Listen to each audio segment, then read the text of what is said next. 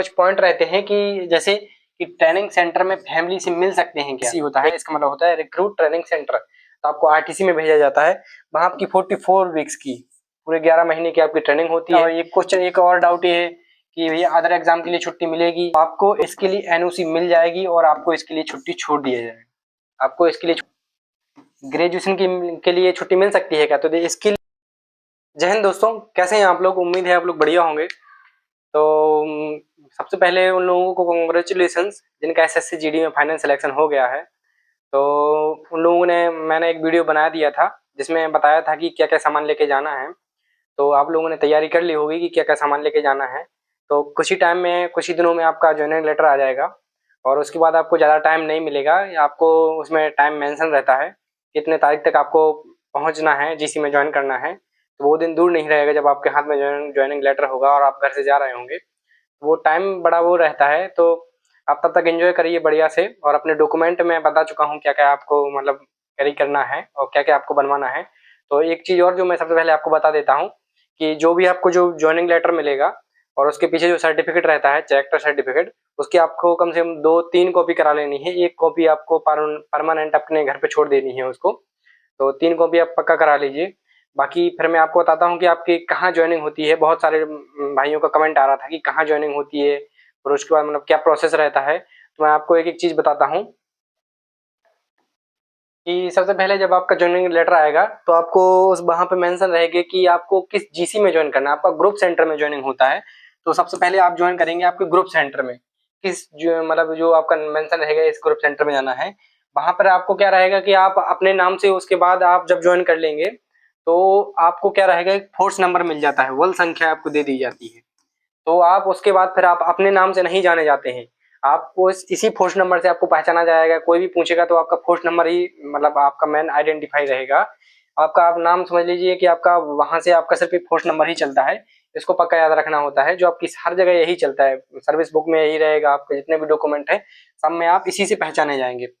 उसके बाद आपको क्या रहेगा, फोर्स नंबर अलॉट हो जाने के बाद आपको एक यूनिफॉर्म किट दे दी जाती है। किट में बहुत सारा सामान रहता है, बॉक्स रहता है। ये इसके बारे में मैं बताता हूँ कि इसमें मतलब आपके जीसी में मतलब अवेलेबल होगा तो आपको मतलब दे दिया जाता है, नहीं रहता है तो आपको बाद में दे दिया जाता है, ट्रेनिंग सेंटर पे भेज दिया जाता है। लेकिन ये सब कुछ मिलता है, ये चीज मिल गए। उसके साथ में आपका क्या रहता है, डॉक्यूमेंट प्रोसेस चलता रहता है जो भी है आपका। और साथ में आपको धीरे धीरे ये सारी चीजें आपको अलॉट कर दी जाती हैं। और उसके बाद क्या होता है कि आप फिर उसके बाद आपको क्या रहता है, जीसी आपको बैच बनाकर जितने भी मतलब ग्रुप है सबको ग्रुप के साथ में आपको किसी मतलब एक जो आरटीसी रहती है जहाँ पर रिक्रूट ट्रेनिंग सेंटर होता है, ये आरटीसी होता है, इसका मतलब होता है रिक्रूट ट्रेनिंग सेंटर। तो आपको आरटीसी में भेजा जाता है। वहाँ आपकी 44 वीक्स की पूरे 11 महीने की आपकी ट्रेनिंग होती है। तो 44 वीक्स की आपकी वहाँ पे ट्रेनिंग स्टार्ट हो जाती है। तो आपका जीसी में नहीं होता है, ट्रेनिंग में आपका आरटीसी में होगा। और जो आप ये जो डॉक्यूमेंट दिए हुए हैं ये आपके इसमें यहाँ पे जमा हो जाते हैं। तो इनका निकालने का मैं अलग से प्रोसेस बता देता हूँ कि जैसे आपको किसी कहीं पे लग रहा है, किसी और एग्जाम के लिए लग रहा है तो आपको क्या करना है, तो कैसे ये निकलेगा उसके लिए मैं अलग से वीडियो बनाता हूँ कैसे निकालना है। और बाकी फिर इसके बाद क्या है मैं आपको दिखाता हूँ कि कुछ पॉइंट रहते हैं कि जैसे कि ट्रेनिंग सेंटर में फैमिली से मिल सकते हैं क्या। एक कमेंट आया था मेरे पास कि भैया हम लोग जो आरटीसी में रहेंगे तो हमारे फैमिली वालों से मिल सकते हैं। तो हाँ, वहाँ पे कोई दिक्कत नहीं रहता है। बस आपको अंदर नहीं जाने दिया जाता है। जहाँ पे आपका बैरक्स होता है, लाइन होती है, वहाँ पे नहीं जाने दिया जाता है। जो आरटीसी का मेन गेट रहता है तो वहाँ पे मतलब आप अपने फैमिली वालों को बुला लीजिए। वहाँ पे बढ़िया गेस्ट रूम बना हुआ रहता है। वहाँ पे मतलब सब सारी सुविधाएं होती हैं उन लोगों के लिए, मतलब बढ़िया से खातिरदारी की जाती है जो भी आपके फैमिली वाले आएंगे। तो आप मतलब उनको संडे के दिन बुलाइए, क्योंकि बाकी दिनों पे आपको नहीं मिलने दिया जाता है। यहाँ पे ये सिर्फ आपको जब संडे होगा, संडे हो जहाँ पे जब भी हॉलीडे रहता है, संडे ज्यादातर संडे के टाइम पे बुलाइए। तो संडे को आपको टाइम बता दिया जाता है कि इतने से इतने टाइम तक आप वहाँ पे रहिए। तो वहाँ पे मिलने दिया जाता है, इसका कोई प्रॉब्लम नहीं आता है। जो भी खाने पीने का आप सामान मंगा रहे हैं बाहर से अपने फैमिली से, लड्डू वगैरह जो भी है तो वगैरह मंगा सकते हैं। हमारे पापा भी दो से 3 बार आए थे ट्रेनिंग सेंटर पे मिलने के लिए, उसके लिए कोई दिक्कत नहीं है। बाकी एक क्वेश्चन, एक और डाउट ये है कि भैया अदर एग्जाम के लिए छुट्टी मिलेगी? तो छुट्टी मिलेगी तो कितने दिन छुट्टी मिल सकती है? तो काफी लोगों का कमेंट था कि भैया हमारा जो यूपीएसआई का पेपर है इसके लिए छुट्टी मतलब एग्जाम के लिए मिल जाएगी क्या। कुछ लोगों का कमेंट था उनका दिल्ली पुलिस का जो मतलब आदि अभी मतलब पेपर हो गया तो फिजिकल रहेगा, उसके लिए छुट्टी मिलेगी या नहीं मिलेगी। तो मैं आपको बता देता हूँ कि जो मतलब यूपीएसआई है, एक है दिल्ली पुलिस कांस्टेबल, तो इसमें क्या है कि इसका बेसिक पे हमारे जो जीडी का है इसके सेम ही है, इसके बराबर है, तो आपको इसके लिए एनओसी नहीं मिलेगी, ना ही आपको इसके लिए छुट्टी के लिए छोड़ा जाएगा। ये यूपीएसआई के लिए इसका बेसिक पे ज्यादा है, इसका बेसिक पे एसएससी जीडी से ज्यादा है, तो आपको इसके लिए एनओसी मिल जाएगी और आपको इसके लिए छुट्टी छोड़ दिया जाएगा। आपको इसके लिए छुट्टी मिल सकती है। कहने का मतलब ये है कि जिस भी मतलब आप एग्जाम के लिए तैयारी कर रहे हैं, जिसकी भी एग्जाम के लिए आप छुट्टी मांगेंगे, उनका बेसिक पे जो एसएससी जीडी है, बेसिक लेवल 3 वाली जॉब, इससे ज्यादा होना चाहिए, ग्रेड पे ज्यादा होना चाहिए, तो आपको एनओसी मिल जाती है। सबसे पहले आपको एनओसी के लिए अप्लाई करना पड़ता है कि एप्लीकेशन लिखनी पड़ती है अपनी कंपनी काउंटर के नाम से, तो अपने सीईओ के सर के नाम से, तो उसके लिए फिर आपको दे दिया जाता है। तो ये हो गया। उसके बाद देखते हैं कि ये मतलब कितने दिन मिल सकती है आपको अधिकतम।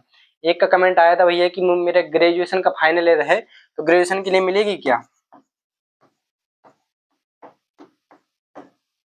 ग्रेजुएशन के लिए छुट्टी मिल सकती है क्या? तो इसके लिए एनओसी तो मिल जाता है कि आपको एनओसी दे दिया जाता है, लेकिन ये एनओसी इसके लिए दे देंगे, कोई बात नहीं है, इसके लिए एनओसी मिल गया।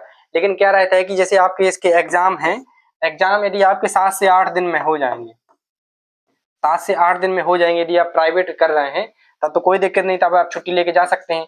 लेकिन यदि आप गवर्नमेंट से कर रहे हैं, जैसे यदि इसके लिए ज्यादा टाइम पीरियड लग रहा है, मतलब 1 महीने लग रहा है, किसी का 30 दिन तक एग्जाम चल रहा है, 28 दिन चल रहा है, तो आपको इसके लिए छुट्टी नहीं दी जाती है।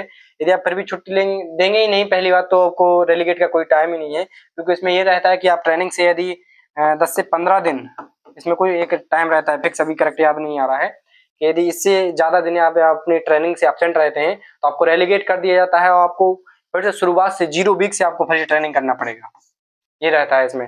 तो आपको ग्रेजुएशन के लिए आप देख लीजिए, यदि आपका 7 से 8 दिन का एग्जाम है तो आपको छुट्टी मिल जाएगी, जिस किसी के लिए भी आप एनओसी लेंगे। और यदि आप ज्यादा दिन के लिए आपको छुट्टी वहां से छोड़ा ही नहीं जाता है, क्योंकि ये रहता है। और उसके बाद जैसे आप एक बार छुट्टी ले लिए, इसमें शायद 2 बार छुट्टी दी जाती है, जो 10 से 15 दिन की है, एक मिड टर्म के पहले दी जाती है, एक मिड टर्म के बाद दी जाती है। ये मतलब इमरजेंसी के लिए छुट्टी बना के रखे हैं। तो ये डाउट क्लियर कर दिया हूँ।